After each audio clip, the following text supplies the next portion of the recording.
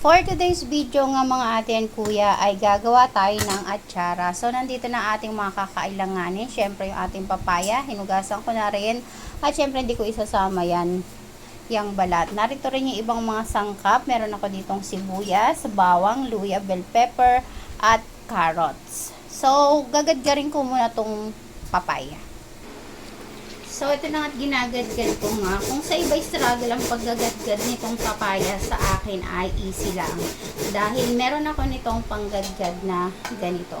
So, kung gusto nyo rin ng ganitong gadgaran para hindi kayo mahirapan sa inyong mga ginagadgad, ay ilalagay ko yung link sa comment section kung saan ko to nabili para maging mapabilis yung ating pagtatrabaho at paggawa ng atsara at kung ano-ano pang ating mga gustong gagadgarin. So, yun lang. So, ito na nga lahat ng aking nagadgad at ngayon, lalagyan ko naman yan ng asin. So, ito na nga ay hindi naging madali ang aking paggagadgad pero natapos din. Ito yung papaya na 3 piraso pero may natira akong kalahati. Hindi ko siya nilahat. So, pipigain ko to ng asin at aking papatuluin. So, yun lang muna for today's video. Update ko kay mamaya. So, lagyan ko niya ng asin, nalamas ko na siya.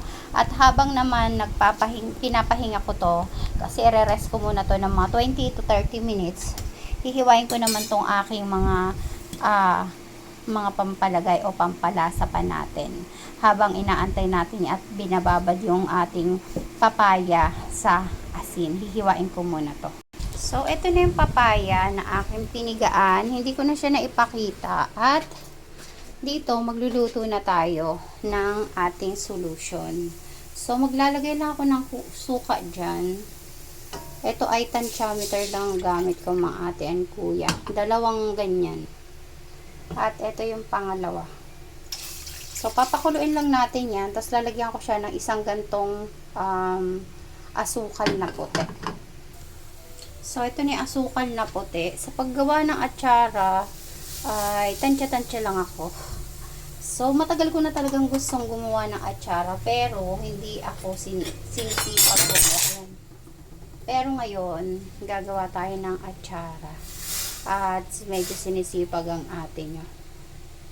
Ayan, habang inaantay natin kumulo, lagay na rin tayo nitong pamintang buo.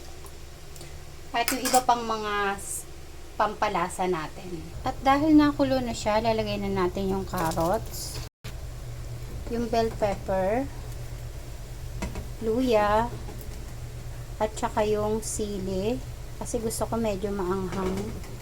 At syempre yung sibuyas at saka yung bawang. Para lang tayo nagbablanch. So, lalagay lang natin yan dyan siya, lahat-lahat. Paghalu-haluin lang natin na mag-blanch. At pagkatapos ay ilalagay na natin yung papaya na piniga. So, yan. Ay, mali pala. So, patay na natin siya, guys. Ang mahalaga ay makoat lahat ng papaya. And then, pagkatapos nito, papalamigin lang natin siya at ilalagay na natin siya sa lalagyan.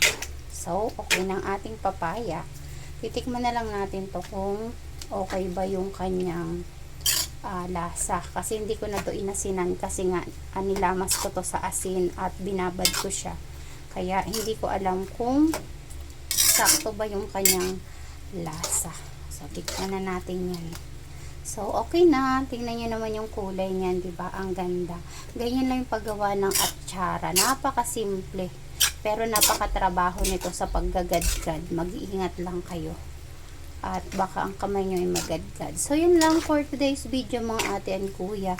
Hope you like it. And please like and share. Follow nyo na rin ang ate nyo para sa ibang mga lutuin na gusto nyo matutunan mula sa akin. Yun lang. Bye!